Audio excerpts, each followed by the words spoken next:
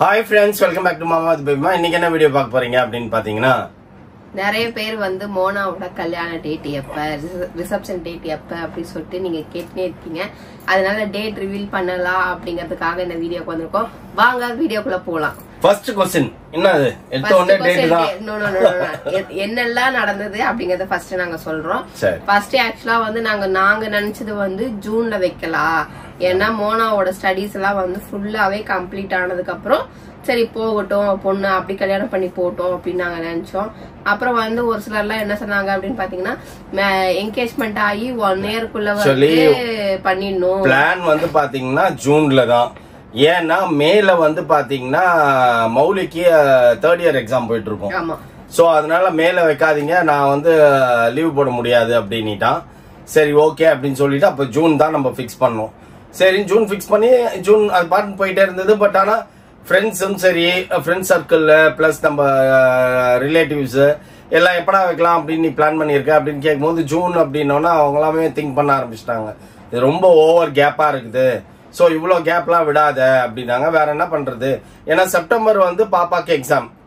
September exam முடிச்ச உடனே October 1 மாசம் தான் ஃப்ரீயா இருப்பா பாப்பா. அதுக்கப்புறம் நவம்பர்ல இருந்து 6 மந்த் இன்டர்ன்ஷிப் ஹாஸ்பிட்டல்ல போய் ஒர்க் பண்ணணும் அப்படின்னு நம்மளும் எல்லார்கிட்டையும் சொல்லிட்டு இருந்தோம். ஆனா யாரும் வந்து ஏதோ அப்போஸ் பண்ணல. சரி ஓகே அப்படின்ற மாதிரி சொல்லிட்டாங்க. மேரேஜ் பண்ணிடு அப்படின்னாங்க. அப்புறம் நாங்க பார்த்தோம் பொண்ணும் பையனும் வந்து மாறி மாறி இருக்க மாதிரி இருக்கும். ஏன்னா ஒரே ஊரா இருந்தா கூட நம்ம சென்னையில இருந்தாங்கன்னா சரி ஓகே அவங்க வீட்டுக்கு அமுச்சு விட்டுருவோம், அவங்க அங்கிருந்து போய் இன்டர்ன்ஷிப் போய்ப்பாங்க வந்துப்பாங்க அப்படிங்கிற மாதிரி இருக்கும். இது வந்து ஸ்டேட்டே வேற அப்படிங்கறதுனால இன்டர்ன்ஷிப் மட்டும் சென்னையில மட்டும்தான் அவங்களோட பண்ண முடியுமே தவிர வேற எங்கேயும் வெளியில போய் பண்றதுக்கெல்லாம் இது அலோடு கிடையாது. அப்படி பார்க்கும்போது பாத்தீங்க அப்படின்னா கல்யாணம் முடிஞ்ச கையோட மோனாவை நம்ம இங்க வச்சுக்கிற மாதிரி இருக்கும். மாப்பிள்ள வந்து அவங்க ஊருக்கு திருப்பி போற மாதிரி இருக்கும். ஒரு 3 மந்த்ஸ் இப்ப நம்ம வந்து கல்யாணம் வைக்கிற இப்ப டேட்ல இருந்து ஒரு 3 மந்த்ஸ் வந்து நம்ம மாறி மாறி இருக்க வேண்டியதா இருக்க மாதிரி இருக்கு அப்படின்னு அதெல்லாம் யோசிச்சுட்டு தான் நாங்க சரி ஜூன்ல வச்சுக்கலாம் அப்படின்ற ஐடியாலே வந்தோம். இப்ப திருப்பி என்ன நாங்க இல்ல 1 இயர்க்குள்ளேயே என்கேஜ்மெண்ட் பண்ண 1 இயர்க்குள்ளேயே கல்யாணத்தை வச்சிரு. ஒரு சிலர் எல்லாம் வந்து சொல்லும் போது என்ன சொன்னாங்க, நீ எப்ப வேணா வச்சுக்கோ, செப்டம்பர்ல வை, அக்டோபர்ல வை, நவம்பர்ல வை, ஆனா ஏப்ரல் 13th கிராஸ் பண்ணிடாத அப்படின்ற மாதிரி சொன்னாங்க. அதுக்கு ரீசன் என்ன ரீசன்லாம் நமக்கு தெரியாது. ஆனா 1 இயர்க்குள்ள ஏப்ரல் லாஸ்ட் இயர் இந்த 2024 ஏப்ரல்ல வந்து ஏப்ரல் 13 பாப்பாவோட என்கேஜ்மெண்ட். சோ 2025 ஏப்ரல் 13க்கு முன்னாடி நீ மேரேஜ் வச்சிடணும் அப்படின்ற மாதிரி சொன்னாங்க. சரி ஓகே அப்படின்னு சொல்லி நம்ம திங்க் பண்ணிட்டு இருந்தோம். நமக்கு என்ன எங்களுக்கு என்ன ப்ராப்ளம் அப்படின்னு பாத்தீங்கன்னா பிப்ரவரில வந்து எங்களுக்கு லெண்டே ஸ்டார்ட் ஆயிடும். ஈஸ்டர் வருது அப்படின்றதுனால லெண்டே ஸ்டார்ட் ஆயிடும். ஸோ அதனால அந்த February to April full engaged till 40 நாள் லெண்டேஸ், அதுக்கப்புறம் மேரேஜ் வைக்கிறது அப்படின்னாலும் ஏப்ரல் 13th தாண்டி தான் வருது ஈஸ்டர். ஸோ அதனால ஏப்ரல் 13க்கு முன்னாடி வைக்க முடியாது. ஸோ பிப்ரவரியில வைக்கலாம் அப்படின்னு பார்த்தாலும் முடியாது. ஒரு சிலர் என்ன சொன்னாங்க, நீ வந்து ஏன் செப்டம்பர்லயே வச்சிட வேண்டியது தானே அப்படின்ற மாதிரி சொன்னாங்க. சரி பட் நம்ம யோசிச்சோம் நமக்கு செப்டம்பர் வந்து சூட் ஆகாது, ஏன்னா ஆகஸ்ட்ல வந்து வைக்க கூடாதுன்ட்டாங்க. ஆகஸ்ட்ல வந்து பாப்பா பிறந்த மாசம், அதனால ஆகஸ்ட் வைக்க கூடாது அப்படின்னுட்டாங்க. அதுக்கப்புறம் செப்டம்பர் வந்து எனக்கு நான் பிறந்த மாசம், நாள் படாத பாடு வாழ்க்கையில, அதனால வானாண்டா அப்படின்னு முடிவு கிடையாது. ஆக்சுவலா செப்டம்பர்லயும் ஆகஸ்ட்லயும் கம்பைன் பண்ணி தான் இவளுக்கு எக்ஸாம் போயிட்டு இருக்கும். அந்த டைம்ல வந்து நம்ம மேரேஜ் வேலையை பாக்குறதா படிக்கிறதா அப்படிங்கிற மாதிரி ஆயிடும். அட்லீஸ்ட் முழுசா அவ எக்ஸாமையாவது எழுதி முடிக்கட்டும், இன்டர்ன்ஷிப் இடையில கூட நம்ம மேரேஜ் வச்சுக்கலாம், அது பிரச்சனை இல்லை அப்படின்னு சொல்லிட்டு வேணாம் இப்ப இன்டர்ன்ஷிப் எக்ஸாம் எழுதி முடிக்கட்டும் அப்படிங்கிற மாதிரி நாங்க யோசிச்சுட்டு தான் இது பண்ணோம். அதுக்கப்புறம் பாத்தீங்க அப்படின்னா நாங்களே பிள்ளைங்கிட்டே ஆப்ஷனை விட்டோம். நாங்க பெரியவங்களா பேசிட்டு அப்புறம் அவங்க கிட்டே ஆப்ஷன் விட்டோம்.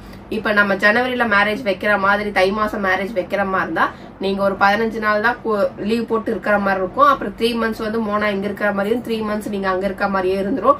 நீங்க எப்ப லீவ் கிடைக்குதோ அப்பதான் நீங்க மீட் பண்ற மாதிரி இருக்கும். அதுக்கப்புறம் வந்து அவளுக்கு மேலதான் இன்டர்ன்ஷிப்பே முடியுது. 10க்கு அப்புறம் தான் இன்டர்ன்ஷிப்பே முடியுது.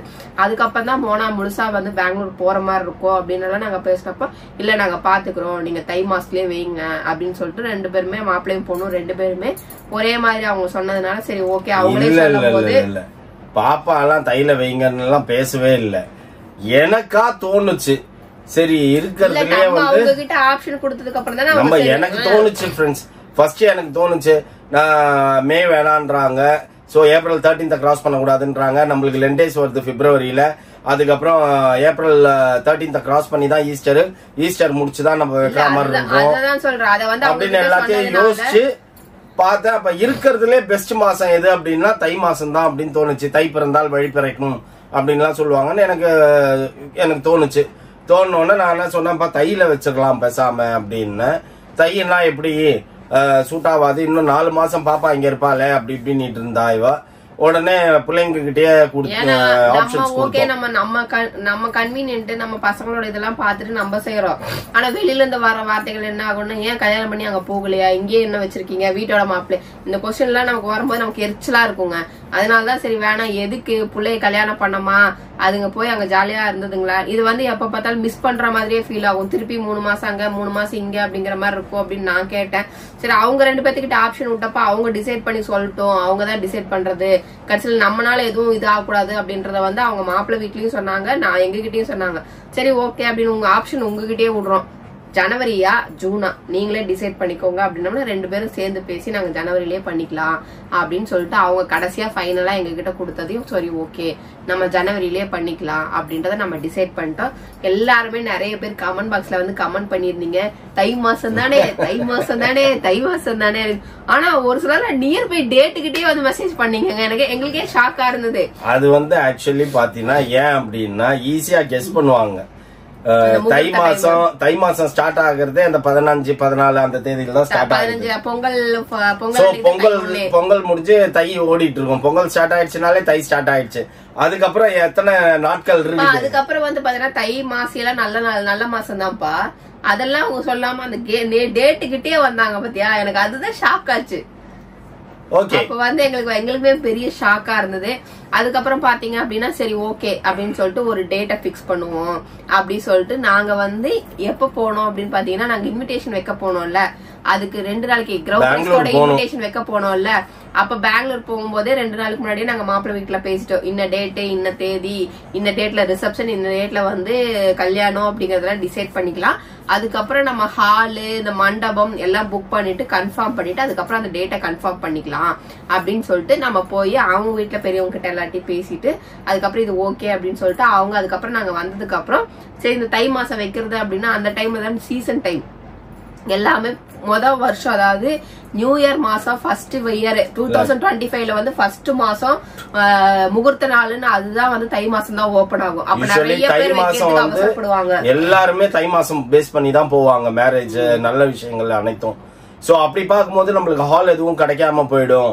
சோ அதனால முதல்ல ஹால் சர்ச் எல்லாத்தையும் பேசி வச்சிடணும் அப்படின்னு டிசைட் பண்ணி நாங்க பெங்களூர்ல போய் பேசி முடிச்சோன்னா டேட் பிக்ஸ் பண்ணிட்டோம். பிக்ஸ் பண்ண உடனே உடனே அக்காவும் அண்ணாவும் அங்க பெங்களூர்ல போயிட்டு அவங்க சர்ச்ல பேசிட்டு மண்டபமும் பிக்ஸ் பண்ணிட்டாங்க அவங்க. சோ அவங்க பிக்ஸ் பண்ணி முடிச்ச உடனே நம்ம ஏன்னா ரிசப்ஷன் இருக்குல்ல, உங்களுக்கு 2 டேட் ரிவீல் ஆகும். இல்ல மேரேஜ் முடிஞ்சது, ரிசப்ஷன் முடிஞ்சது இங்க நம்ம ரிசப்ஷன் வைக்கிறது சென்னை ரிசப்ஷன், அது எல்லாமே ஒட்டுக்கா ரிவீல் பண்ண போறோம். சொல்லிடலாமா?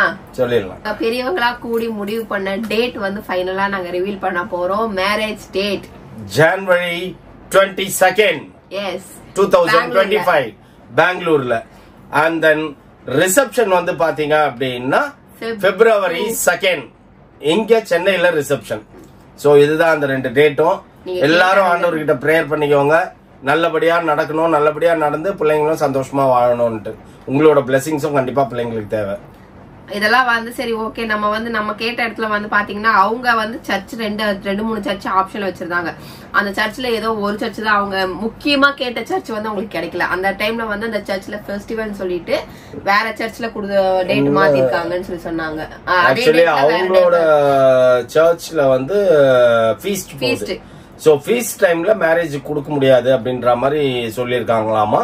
சோ அதனால இப்ப இன்னொரு சர்ச் ஒன்னு டிசைட் பண்ணிருக்காங்க. அந்த சர்ச்சும் பெரிய சர்ச், பிரிட்டிஷ் காலத்து சர்ச்னு நினைக்கிறேன். அது சொன்னாங்க, இன்னும் நாங்க பாக்கல. ஆனா கூடிய விரைவில் நாங்களும் பெங்களூர் போய் சர்ச்